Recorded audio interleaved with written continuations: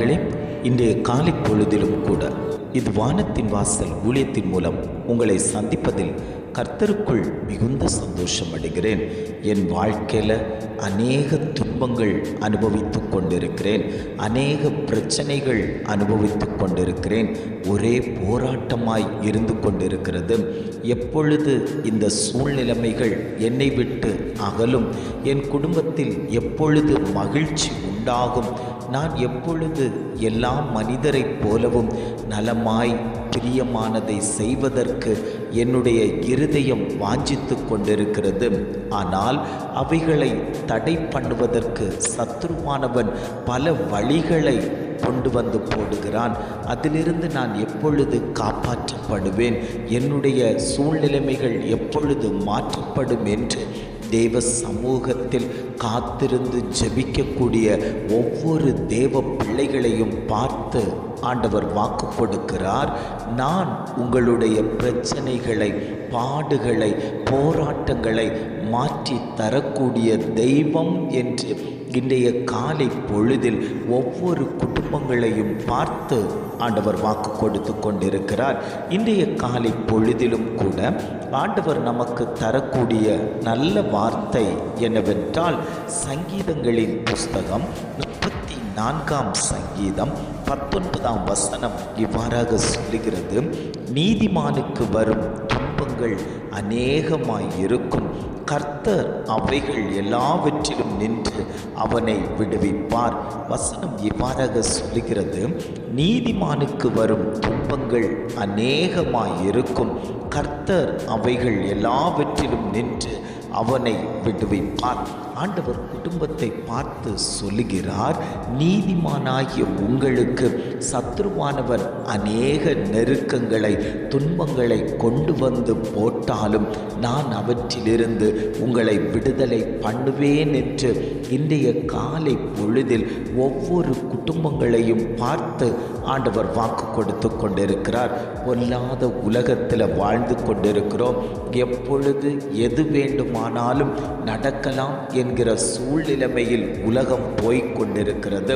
அநேக குடும்பங்களை சத்துருவானவன் அவன் கைவசம் வைத்து கொண்டு ஆட்டி படைத்து கொண்டிருக்கிறான். துன்பங்களை கொண்டு வந்து போடுகிறான்.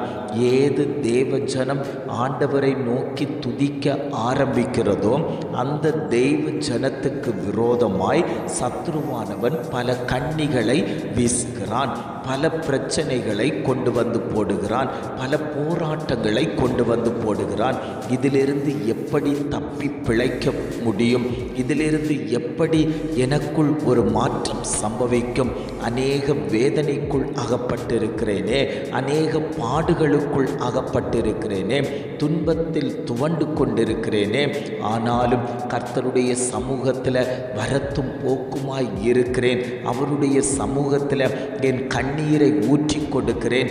என்னுடைய வியாகுலம் எப்பொழுது மாறும் என்று எதிர்பார்த்து கொண்டிருக்கக்கூடிய உங்களை பார்த்துத்தான் ஆண்டவர் சொல்லுகிறார், நீதிமானாய் இருக்கக்கூடிய உங்களை துன்பப்படுத்தக்கூடிய சத்துருவினிடத்தில் இருந்து நான் உங்களை விடுதலை பண்ணுவேன் என்று ஆவியானவர் வாக்கு கொடுத்து கொண்டிருக்கிறார். அவர் விடுவிக்கிற தெய்வமாய் இருக்கிறார். அவர் நம்மை சத்துருவின் கரத்தில் இருந்து விடுதலை பண்ணக்கூடிய தெய்வமாய் இருக்கிறார். ஆவியானவர் எங்கேயோ அங்கே விடுதலை உண்டு என்று சொன்ன வார்த்தையின் பிரகாரம் நமக்குள் நம்மை பராமரிக்கக்கூடிய, நம்மை பரிசுத்தம் பண்ணக்கூடிய, நம்மை ஆளுகை செய்யக்கூடிய பரிசுத்த ஆவியானவர் உங்களுடைய குடும்பத்தில் அவர் தங்கி தாபரிப்பாரேயானால் அங்கு இருக்கக்கூடிய சத்துருக்களின் ஆதிக்கத்தை முறியடித்து உங்களை விடுவிக்கிற தெய்வமாய் ஆண்டவர் இன்றைக்கு உங்களோடு கூட பேசி கொண்டிருக்கிறார். எத்தனை பேர், ஆண்டவரே என் குடும்பத்தில் இந்த காரியம் நடந்து கொண்டிருக்கிறது, மாறி மாறி வாக்குவாதங்களும் பிரச்சனைகளும் என் குடும்பத்துக்குள் இருந்து கொண்டிருக்கிறது, என் குடும்பத்துக்குள் இருக்கக்கூடிய இந்த பிரச்சனையில் இருந்து ஒரு விடுதலை வேண்டுமே என்று போராடி கொண்டிருக்கக்கூடிய உங்களை பார்த்துத்தான் ஆண்டவர் சொல்லுகிறார், நான் எல்லாவற்றிலும் இருந்து உன்னை விடுவிக்கக்கூடிய தகப்பன்.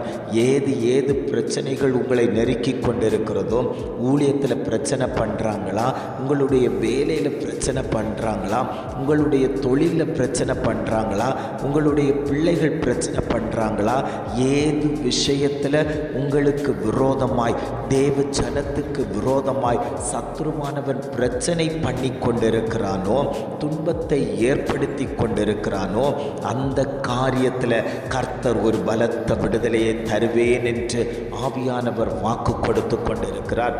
இஸ்ரவேல் ஜனங்களை எகிப்தின் ராஜாக்கள் நெருக்கினார்கள், துன்பப்படுத்தினார்கள், வியாகுலப்படுத்தினார்கள். ஆனாலும் கர்த்தருடைய சன்னிதானத்தில் அவர்களுடைய கூக்குரல் கேட்டபோது இஸ்ரவேல் ஜனத்தை எகிப்திலிருந்து மீட்டெடுத்த தெய்வம், விடுதலை கொடுத்த தெய்வம், வாக்குத்தத்தம் பண்ணப்பட்ட கானானுக்குள் பிரவேசிக்க வைத்தாரேயானால் இன்றைக்கு ஆண்டவர் உங்களை பார்த்து வாக்கு கொடுக்கிறார். அடிமைத்தனத்தில் உங்களை சத்துருவானவன் வைத்திருப்பானேயானால் அந்த அடிமைத்தனத்தின் ஆவிகள் சுட்டரிக்கப்படுகிறது. அவற்றிலிருந்து உங்களை மீட்டெடுத்து உங்களுக்கு வாக்குத்தத்தம் பண்ணப்பட்ட கானானுக்குள்ளாடி கர்த்தர் கொண்டு போய் சேர்க்கிறதற்கு அவர் வல்லமை உள்ள தகப்பனாய் இன்றைக்கும் உங்களோடு கூட ஆண்டவர் பேசிக் கொண்டிருக்கிறார். எத்தனை பேர் தைரியமாய் சொல்ல முடியும், ஆண்டவரே எனக்கு வந்த துன்பங்கள் அநேகம் இருக்கிறது.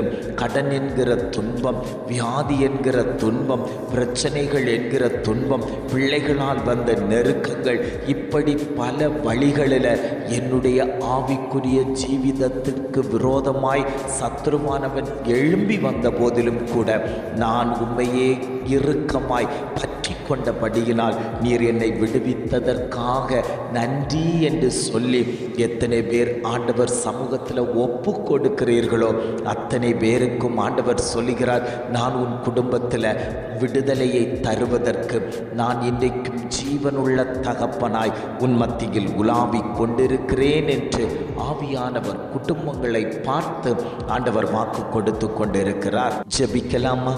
அன்பின் பரலோக பிதாவே, இந்த காலை பொழுதுக்காக நாங்கள் உம்மை துதிக்கிறோம், ஸ்தோத்தரிக்கிறோம் ஆண்டவரே.